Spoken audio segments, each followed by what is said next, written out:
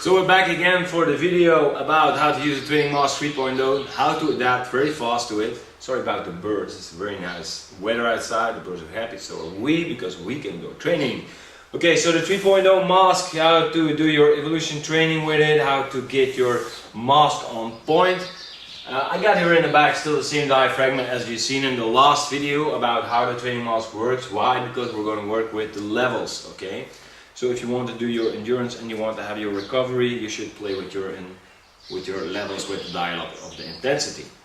So I'm not going to put up the mask too much because it will bother me from speaking to you and you won't hear me that good, okay?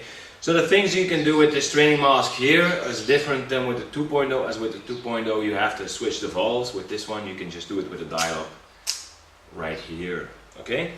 So how I use the training mask to get to the level of 18,000 feet, like I train always with the 2.0 and I train with this one on level 6, is actually very easy because I always want to do the heaviest things first and then start maybe with the lightweight things or the light things to check out how it evolves. So what I did was I did my training sessions, I did my HIIT interval trainings, and I started with sprinting. So when I went running, I used the training mask, okay? But before that, I never had the mask on my face before, so I put it on my face on the altitude of 18,000 feet because that's the altitude that I wanted to get used to, that I wanted to train with.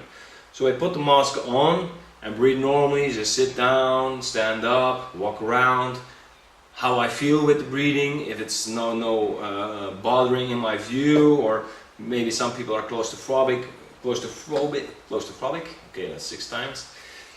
With having the mask on their face and they're like, whoo, panic, no worries. You don't have to have it, the mask is clean out of sight, you don't have to be any phobias over there. Okay, so I put on the mask and I walked around, sit, try to talk, try to breathe.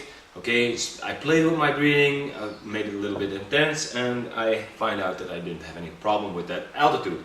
So from that altitude I went running. Okay, how do I put it in my training? It's very easy. So I went sprinting. You go sprinting for 30 seconds, but you're giving me everything you got. And I did that without the mask. I had the mask in my hand or I had somebody holding me at the finish. And when I needed to recover, I put on the mask with the altitude of 18,000 feet.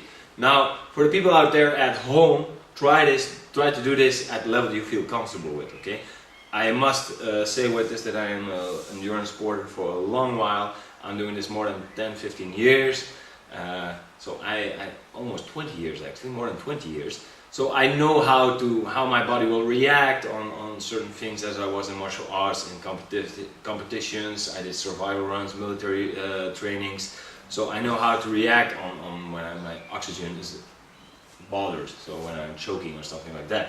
So just do it as you feel comfortable with it and your level of breathing can take it, okay? So don't overreact, just do what you feel is right. So I made a sprint. After the sprint I need to recover, I put on the mask. Very easily, I control my breathing, okay? And then I realized very fastly that when I had the mask on, that my breathing was very more controlled.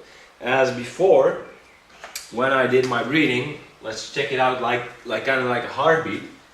I flexed with my breathing and I had a panic breath, like going with here an interruption, and so I went and again up 2 times and down. So I made actually like a hic in my breathing. So 1 up and down. With my breathings, with the training mask, I noticed that this hiccup here, which caused actually more time for me to recover, I did a more controlled breathing of an inhalation and an exhalation at the same time. So my breathing was more controlled. I did nice and easy respiration move in and out. So my exhale and inhale was very nice, it was very clean. So that's how I adapted. That's how I noticed it with recovery, because I already did my interval, my effort training, while I was sprinting. So afterwards I needed to recover, so I thought it might be best for me to recover and use the mask than do the interval effort with the mask. My body adapted very fast. My lung capacity was very good at the moment, so it was very good for me. And I did it the different way, the other way around. So I used my mask while I was doing my after training, while I was doing the endurance. I was running with the mask on the highest altitude, and when I needed to recover, I put off the mask and I breathed again. Okay, so the difference is between the amount of oxygen that you're getting inside, but mostly the difference for me was that the breathing control, how you control your breathing, is much more different when you're using a mask or without. So I trained more and more and more at the point that I could do my training with my training mask on the effort endurance training and on the recovery. So as on both trainings, both sessions, I had my mask on the maximum altitude, or with this one on level 6.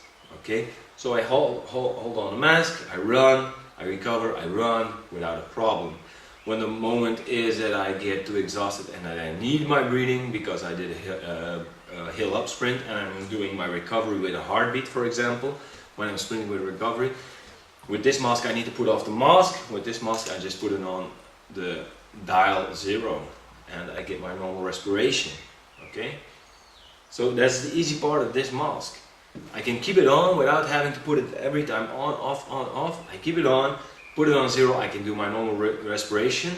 For example, when I'm doing a hit and I need to get my cardio, my heartbeat down, to get maximum airflow, or I can just keep it on and remove the oxygen to my body with dialing from 1 to 6. Okay, so I also know a lot of people doing this with yoga, for example. Yoga is also much more intense than you think. I did a lot of yoga and believe me, I knocked it out. It's heavy. Yoga can be heavy. Yoga with a breathing mask can also be very good, and Bikram yoga is also something in sweat, so it's also good. But it doesn't mean that it's a different sport or different style of sports than rugby, football, martial arts or fitness that you cannot use this, okay? Because also in fitness trainings on my bike, I use this when I go outside biking.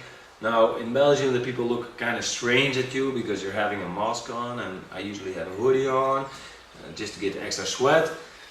And then with the mask in combination, that's not that good, but it's a mask for training, so who cares? It's for my sports, it's for my health. But you can use it on a bike, you can go walking with it. I have a client who goes watch TV with it because he wants to control his breathing much more. He wants to train how to breathe because you have to really get your upper torso how to breathe. You have to control it more, okay? So that's the very good thing about this. And for a lot of bikers or athletes, it's like an altitude stage. As you go training in the altitude, higher altitudes, your oxygen is also limited. And considering with this, you would do the same. That's how they get from 2,000 to 80,000 feet. And that's why there's the logo of the mountains on the other mask, okay? So for me, the 3.0 is God's gift that it's with 0 to 6 in resistant falls, and I still like the 2.0 of course, because it's also the same good mask as it was before, which I did my trainings before. 3.0, keeping the mask on, putting it on 0, I can still do my recovery without have to put the mask on and off. What's also very nice about the mask is that it's easy to put away, the same as the other one, and for maintenance, the sweat smell, it won't be there. Okay, so let me check if I missed anything. I learned how to control my breathing with the training mask because of the limited inhale and exhale.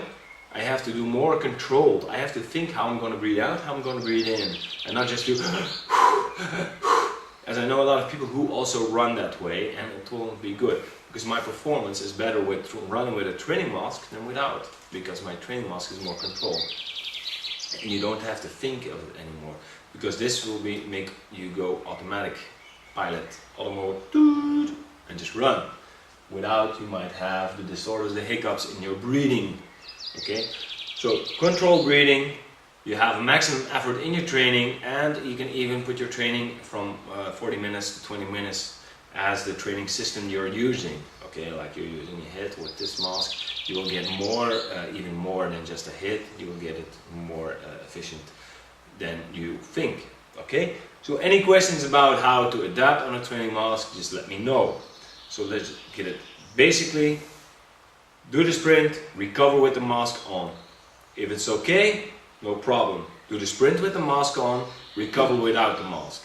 If it's okay, sprint and recover with the mask on, and you're going. You're started, okay? So you can build up your intensity. Now, when is a good time to switch between the altitudes or between the dial up from 1 to 6? I can't tell you how to do it. It's your body. You should feel it, okay? When you're feeling enough oxygen, when you're running at the dial of 3, go to 4, go to 5, check it out. That's the easy thing about this. While you're running, use it, and you're only at 2, so I mean a dial 2. You're running and you feel, okay, I got this little boost because I slept very good and I had a good meal and I can do it. Go to 6, go to 4, put it up some higher, try to run, check out how your lung capacity will go, how your body will react to it. If it's not, go back to 2, but build up and progressively. So that's how you're teasing your body from, okay, I'm running from 2 to again to 4 or to 6. So you build it up, and same way in recovery. Or you can just say, okay, I'm going running, I'm putting it on 2 for the walk, and I'm doing my sprints on 6, and then I'm doing the recovery on 0. It's also possible. And then when you want to get back started, you just make it a process.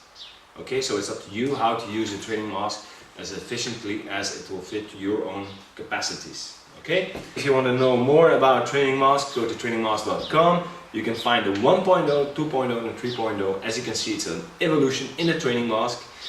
And for me personally, it made my cardio a better place for me. Okay? So it couldn't be better for my cardio. As most people think that I only sit in the gym. Actually, I come from the other way around. I was always outside of the gym, so this is a big, huge thing for me.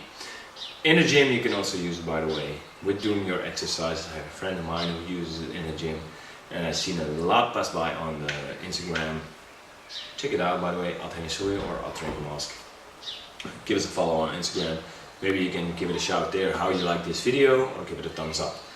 Okay, any questions, shoot them below, and next time they will be in here. Thank you.